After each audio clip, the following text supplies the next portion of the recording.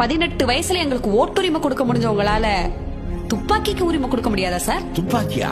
பெண்களே மாபெரும் சக்தி, அவங்க கையில துப்பாக்கி தரணும்னு ஏமா சொல்ற?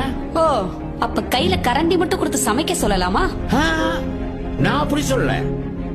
படிக்கணும், பெண்கள் நிறைய படிக்கணும், பெரிய பெரிய அதிகாரத்துக்கெல்லாம் வரணும், இந்த அம்மா மாதிரி ஜட்ஜ் ஆகணும். எப்படி சார் வர முடியும்? எப்படி வர முடியும்? 9 வயசு பிஞ்சு குழந்தைய கூட விட மாட்டீங்க.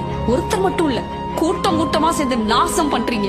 பெண்களை கடவுள்னு சொல்லுவீங்க, இருக்கிற எல்லா நதிக்கும் பெண்களோட பெயர் வைப்பீங்க. ஆனா உங்க முன்னாடி ரத்தமும் சதையுமா உயிரோட நிக்கிற ஒருத்திய வெறும் உடம்பா மட்டும் எப்படி சார் பார்க்க முடியுது உங்களால?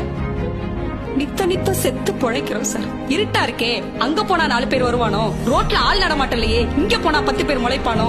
பஸ்ல 10 மணிக்கு மேல தனியா போக முடியாது சார். 5 பேர் துரத்துவானோ, கிளாஸ் ரூம்ல வாத்தியார் கை வைப்பானோ, காலேஜ்ல ஆசிட் அடிப்பானோ, அதை பண்ணுவானோ, இதை பண்ணுவானோ, நித்த யோசிச்சு எப்படி சார் படிக்க முடியும்?